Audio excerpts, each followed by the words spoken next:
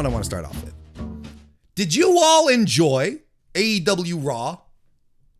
First hour? Did you enjoy that? In the Discord, I love it. In the Discord, last night as we were watching, by the way, you should be a member. Go join the Discord. It's free.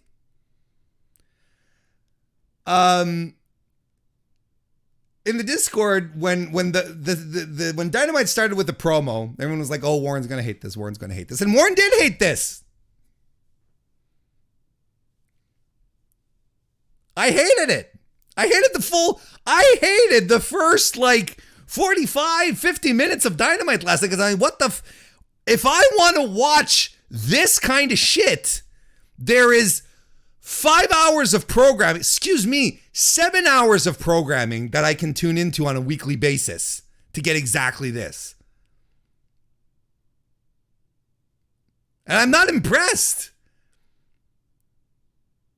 And honestly, I know a lot of folks like the first segment because it's CM Punk, because it's MJF, because, we all have our faves, and that's fine. I have faves too. And sometimes it breaks your heart when your faves do things that you don't love, but you're like, no, you know what? I like this anyway.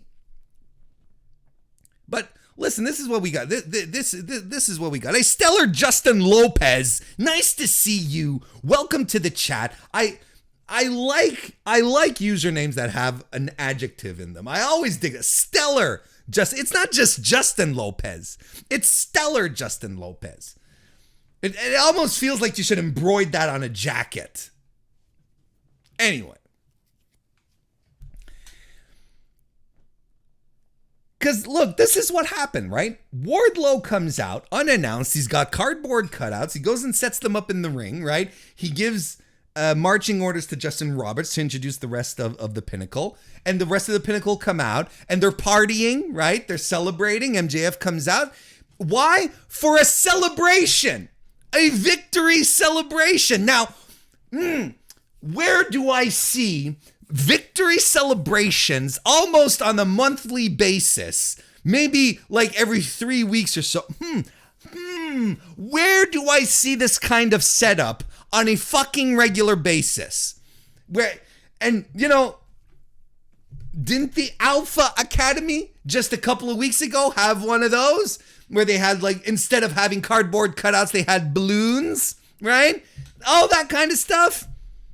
Come on, guys. Let's be real with each other. Let's be absolutely real with each other. In this segment right here, it took us 12 minutes to get to booking an impromptu tag team match.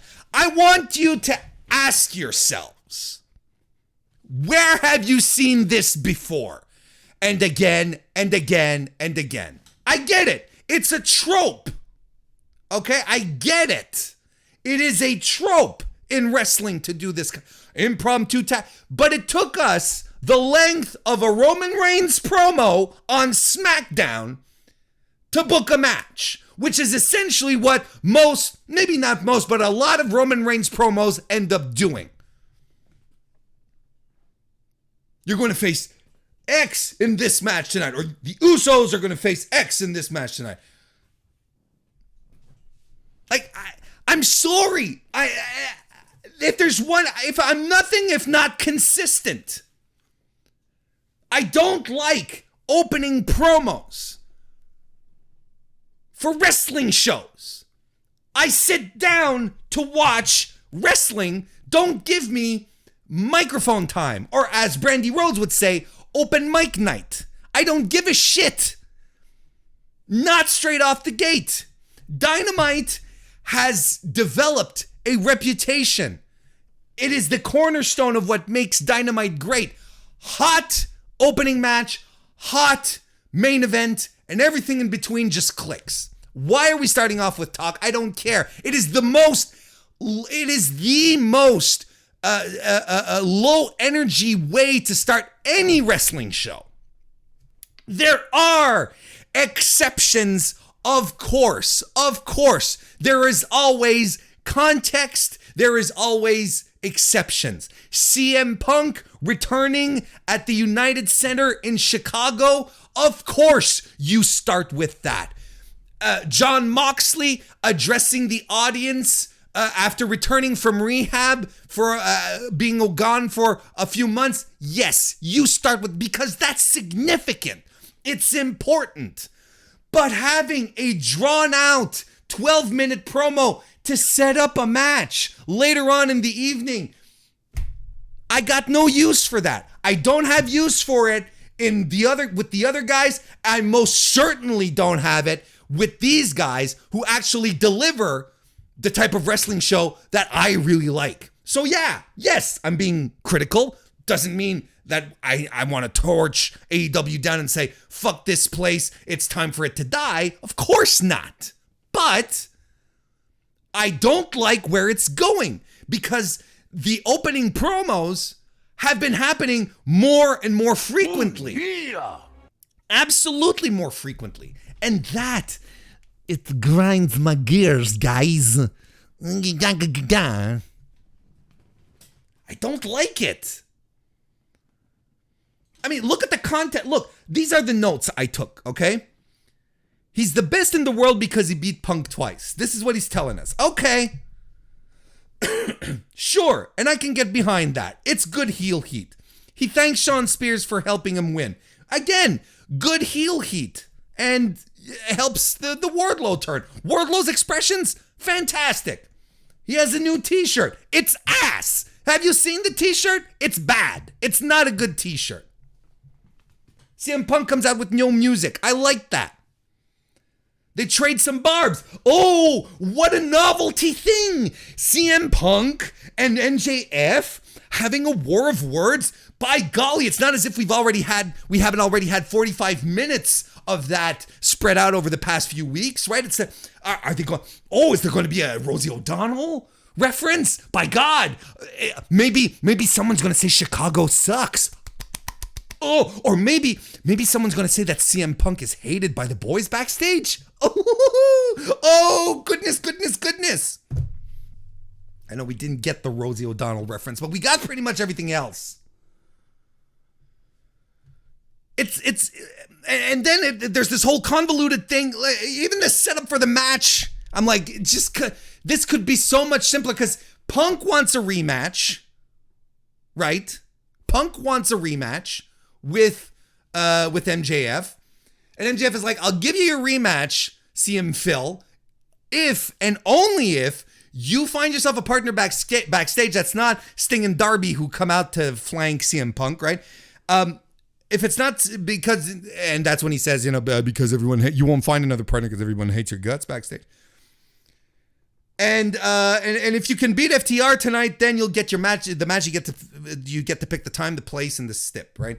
Oh yeah. So it just went around town so hard, so incredibly hard, just to get to that destination. And I'm looking at it and I'm like, why is this opening? I did not understand why this was opening, why this wasn't shortened to 6 minutes instead of 12. There was no reason for none of this to be this long. Oh. But here's the thing. I'm going to tell you what bugs me. Okay, no, it's not that it bugs me. I have two scenarios here. If AEW is listening to the Mr. Warren Hayes show right now and wants to please Mr. Warren Hayes, because I think between all of us, it is much better to have Mr. Warren Hayes on your side than the opposite, okay? Here's what, if you want to keep me happy with this MJF CM Punk rematch, which is, in and about itself, wholly unnecessary, you got to do one of two things. Because they're probably going to do this on the Pape, right? They're probably going to build a stip match for Revolution. You either have, you do the right thing, and you have MJF beat CM Punk again, clear, decisive. No more shenanigans. We're done. This is it. MJF wins the match. Or if CM Punk wins, this leads us to a rubber match, which MJF should win. Because otherwise, this is just 50-50ing everyone. And guess what happens when you 50-50 everyone? No one really gets over. And it's a shame. It would put everything, this whole program and everything that these guys wrestled last week, it just dissolves to nothing. I was really thinking that they were going to put this on ice, dig this up in a few months and be like, okay, let's do this again. And I'm like, yeah, but so soon, this is some 50-50. It smells like 50-50 shit. And it smells like they want to take some heat away from MJF's big score here. Kind of like what they did. Kind of like that match that he had with Jericho. What was it? Was it All Out this year? No, not at All Out. Was that Double or Nothing? When was I can't quite remember. I think it wasn't All Out. The rematch with Jericho after MJF, defeated him 3 times in different circumstances. MJF's like, and Jericho's like, one more time. And then Jericho wins that one. I'm like, what the fuck? What's the point? This is absolutely pointless. Jericho wants his heat back. Who gives a fuck? Aging veteran Chris Jericho shouldn't feel like he needs to get his heat back. CM Punk shouldn't feel like he needs to get his heat back. Now, that's not what I'm saying is happening, but if they start 50-50ing this bullshit, this is kind of what's going to happen. So if they do set up the match and Punk wins, and again, nothing against CM Punk, this is a question of booking. If Punk wins, let's get a rubber match in which Maxwell wins. That's what I want. I want MJF to score the big win over CM Punk so that he has that in his tool bag for the rest of his career. I'm the guy who who has a winning record over Chris Jericho. I'm the guy who has a winning record over CM Punk. Beat the legends. He's a heel. He's a bastard. Let him get these scores. Let him get these wins. Don't have to. The fans are happy regardless, and they're going to keep cheering for CM Punk regardless. CM Punk doesn't need to rebuild his heat. It's his first loss. It's fine. He's fine. Anyway, if that's what they do. But just the fact that they're deciding to run the match again, it kind of rubs me the wrong way. I'm like, really? No, come on, no. Au contraire, let's keep working at MJF. Let's keep making him something. Anyway, so this happens, right? Because we're still in the midst of AEW Raw here. So excuse me. MJF, the segment, then Wardlow comes out for his squash match, right? Against the Blade. It's fine. 4 Powerbomb Symphony and gets the job done. It's fine. It's fine. But tell me that isn't something that you would see on a Monday night. Big promo segment, short little match, big promo segment. Because that's exactly what we fucking got. Then the Inner Circle comes out for their mandatory thing. Now, if you're asking me, did you at least like it, Warren? Yes. Yes, I did. I liked it more than the MJF CM Punk stuff. Why? Because it was fresh. Because we didn't see this. We've seen interminable, numerous Inner Circle promos over the existence of the group, right? But we've never seen outright dissent. So that's what made it fresh here. Plus, we're seeing guys that we normally don't hear talk. Also fresh. CM Punk and MJF, they've been at each other for weeks and weeks and weeks and weeks and weeks.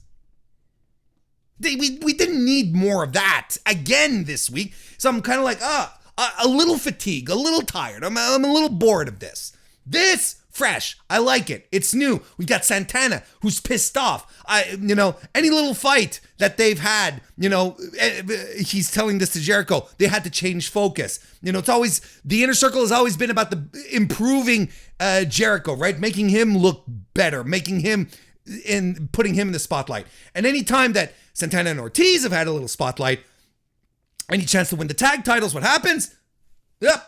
Toss aside. It's time to move on to Jericho and Jericho's rescue, Jericho's success, Jericho. Jericho gets some heel heat, right? By reminding Santana of Eddie Guerrero, and everyone's like, oh, my boy Eddie. But then he says, Eddie used to get all hyped up and then would blame everyone else. And then everyone's like, what? What the fuck? So this is why this was interesting. This was all new. Jericho is in the midst of a heel turn. Santana and Ortiz getting mad. Like, this is good stuff. This is fresh. I like this. It was well placed in the show. Don't get me wrong. But I'm like, good. This is at least interesting. Jericho asks, why are you guys aligned with Eddie Kingston? Because he's a loser. He doesn't have the clout that I have. He says, I'm the influencer in AEW, right? And I don't know if you heard, Chris Jericho is trying to trademark the influencer. So there's the new thing. That's going to be his new heel persona, right? And then he wonders, and I like this, if he invited the wrong members of LAX to join the Inner Circle. And then he asks Jake Hager, by the way, shout out Jake Hager, who hasn't been on TV for like 17 million years. Says he asked Jake Hager if he has Hernandez and Homicide's numbers, and that sort of strikes a chord with Santana.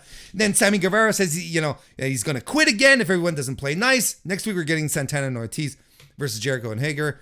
I will add that I think we're good with Jericho at this point. I think AEW is good with Chris Jericho at this point. Chris Jericho for the opening salvo of AEW was crucial. In its first year, essential. Putting the strap on him to kick things off, like, if you were to talk to Tony Khan, if you had a time machine and you popped up to Tony Khan and said, Tony, and Tony's like, I'm like, Tony, I have my time machine here. We can go back in time. And we can change whatever you want to change about how you started AEW. We can go back and you can change anything. I'm pretty sure Tony Khan goes, you know what? We're good. I don't change a thing, especially not changing Chris Jericho getting the title out of the gate. Because I think that was crucial for the development of the company. I think the Inner Circle was very important as well. Very good. But I think right now, Chris Jericho, I feel like he's a couple of steps behind, not quite exactly at the top of the card, not the top of the card, but at the top of his game. I don't think he's really all that important. If he is used right now to put Santana and Ortiz over, get those guys, get some momentum going finally for those guys, I'm all for it. But then after, I'm good if Chris Jericho takes a back seat. Because stuff is so stacked with really top tier people and people putting people over. I think we're good without Chris Jericho for